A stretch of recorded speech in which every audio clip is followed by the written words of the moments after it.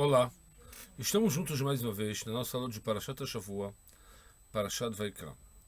O assunto da aula de hoje é a Grande Fuga.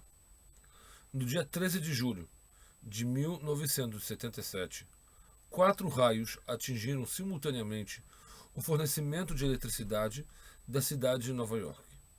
Em prosseguimento, o sistema de eletricidade da cidade entrou em colapso, que se tornou o símbolo da corrida sem fim. Nova York parou repentinamente. O corte de energia paralisou a maior metrópole do mundo.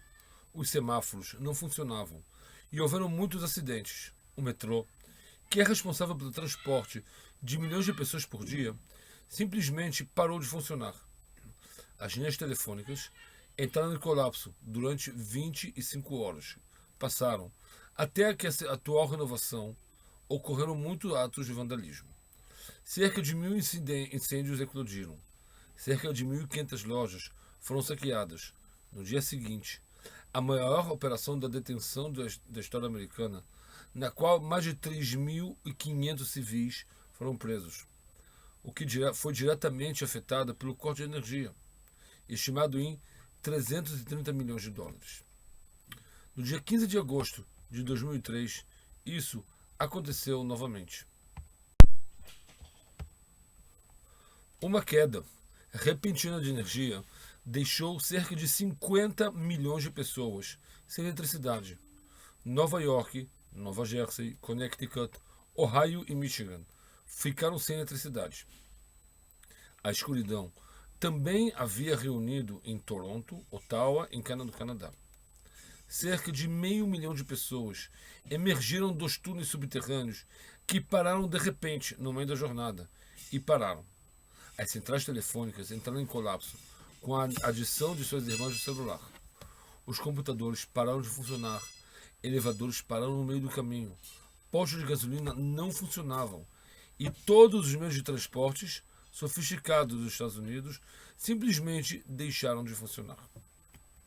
De cidadãos que desfrutavam de todos os meios sofisticados, repentinamente os cidadãos de Nova York passaram a ser como os mais comuns e primitivos habitantes da Terra, que desfrutavam apenas dos recursos naturais. O prefeito de Nova York disse às estações de rádio e ofereceu aos seus cidadãos para beber muita água e voltar para casa lentamente. Depois que a corrente elétrica voltou, as perguntas começaram no estilo americano da América. Onde você estava na falta de energia? No elevador ou no escritório? Como você se sentiu? Você pensou que era outro ataque? Houve pânico? Você acredita que isso poderia acontecer com a gente também? Esses eventos apresentavam dolorosamente, de uma forma ridícula, a dependência do homem ocidental de suas inovações. O sistema de eletricidade, que retomou seu funcionamento regular dentro de 2 dias, impediu que a verdadeira questão fosse resolvida. Nós temos alguma ideia do que aconteceria se essa queda de energia acontecesse, por exemplo, um mês? Vamos considerar então uma situação em que o rádio, a televisão e os jornais estão desligados apenas 4 semanas. Não há dúvida que em pouco tempo haverá milhões de casos de colapso nervoso assim que o sedativo for removido. Olhando para trás, pode-se dizer que o desenvolvimento da tecnologia deu ao homem o presente mais precioso, o tempo.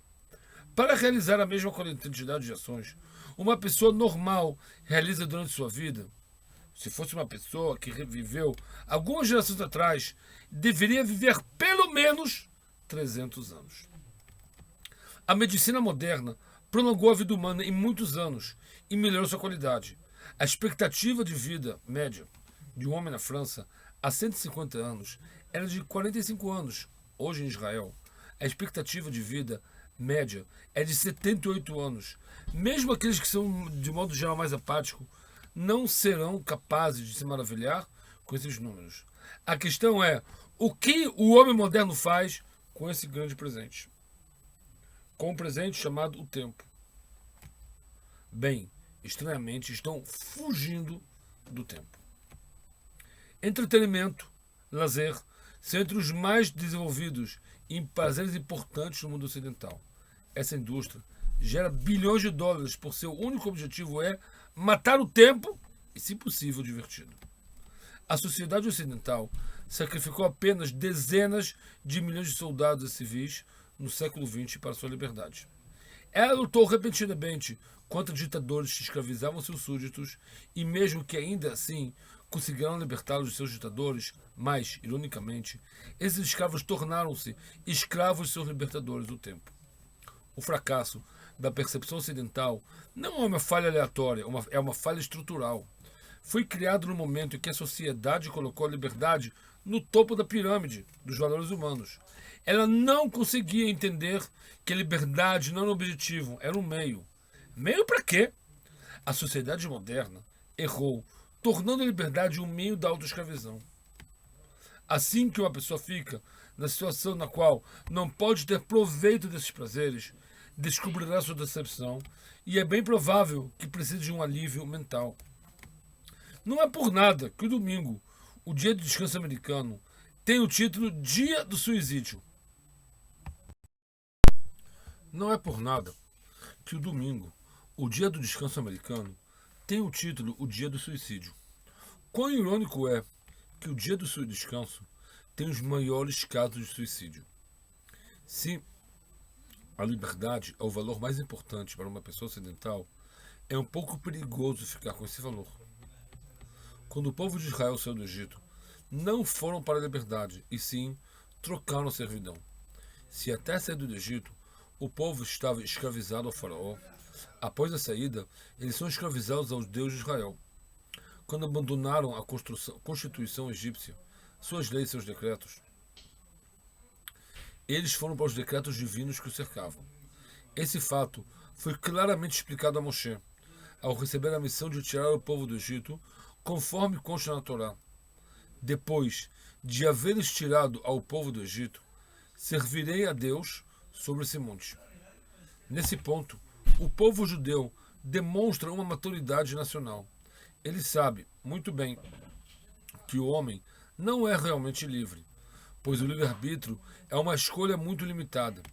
O livre-arbítrio lhe permite apenas determinar em qual quadro a pessoa será escravizada: à sociedade e a seus desejos ou a Deus. A oferta do sacrifício enfatiza ao oferente a responsabilidade por suas ações, a superioridade do homem sobre o animal, a capacidade de escolher. Ao estar perante o animal, que o animal é sacrificado no Beit HaMikdash, colocando as mãos sobre o animal, confessando o pecado cometido, serve como mais de 1000 testemunhas que o judeu sabe seu lugar no mundo. Nessa situação, ele testifica que aceitou o jugo do Rei dos Reis. E porque ele traz sacrifício, por castigo de haver trocado a escravidão de Deus pela escravidão de seus desejos. A oferta dos sacrifícios destina-se a ensinar a pessoa para o fluxo da vida. O propósito do sacrifício é lembrar que para a pessoa que há um fim da vida. Há um fim para a vida, um objetivo. E esse deve ser aproveitado com todas as forças. A cultura ocidental usa esse conhecimento para meter somente o corpo físico. Porém, o judeu, por sua vez, usufrui dessa informação para preencher a bagagem intelectual. E lembre-se que o mundo é um corredor apenas. Apenas um corredor. Muito obrigado.